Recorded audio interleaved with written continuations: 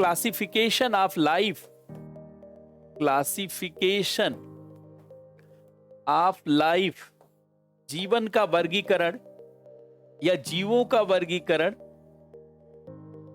Organism, जीवन का वर्गीकरण या जीवों का वर्गीकरण। तो जीवों का वर्गीकरण एक पुराना जो वर्गीकरण था और नया, पुराना जो ओल्ड है और जो नया है न्यू है।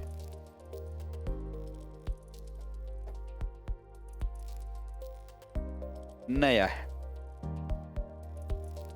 अब जरा ध्यान दें, ये जो है ये वर्गीकरण 1758 में कैरोलस लीनियस के द्वारा किया गया। कैरोलस लीनियस, इन्हें वर्गीकी का पिता भी कहा जाता, फादर ऑफ टैक्सोनॉमी। और ये वर्गीकरण किया गया 1969 RH टेकर के द्वारा, विट टेकर के द्वारा ये डिवीजन किया गया। अब देखिए, जो पुराना डिवीजन है ये 1858 में कैरोलस लीनियस द्वारा ये डिवीजन किया गया। कैरोलस लीनियस ने, इन्होंने सबसे पहले बताया कि जीव दो प्रकार के हैं, एक एनिमल और दूसरा प्लांट। एनिमल किंगडम, जंतु जगत, और प्लांट किंगडम, वनस्पति जगत। इन्होंने बताया कि जंतु जगत और वनस्पति जगत, जंतु जगत और वनस्पति जगत, जंतु जगत और वनस्पति जगत, ये दो भागों में इन्होंने सबसे पहले बंटवारा किया। इनकी एक किताब थी, उसी किताब में इन्होंने सबसे पहले ये वर्णन किया। किताब का नाम था सिस्टीमा नेचुरई। इसी किताब में पहली बार ये वर्गीकरण लिखा इन्होंने।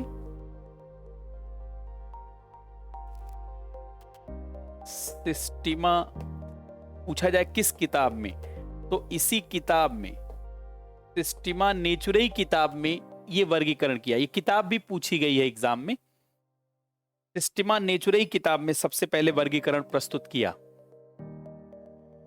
सिस्टीमा नेचुरई पुस्तक में, बुक में, पुस्तक में यह वर्गीकरण प्रस्तुत किया। इसीलिए इनको क्या कहा जाता है, ये स्वीडन के थे, ये स्वीडन के थे, स्वीडिश वैज्ञानिक थे, स्वीडन के थे, इसीलिए इनको फादर ऑफ टैक्सोनॉमी कहा जाता है। और इसीलिए कैरोलस लीनियस को क्या कहा जाता है, इसीलिए कैरोलस लीनियस को फादर ऑफ टैक्सोनॉमी कहा जाता है, वर्गीकी का पिता कहा जाता है। फादर ऑफ टैक्सोनॉमी, वर्गीकरण या वर्गीकी का पिता या जीवों के वर्गीकरण का पिता, क्योंकि पहला वर्गीकरण इन्होंने किया, जीवों के वर्गीकरण का पिता, इसीलिए इन्हें जीवों के वर्गीकरण का पिता कहा जाता है।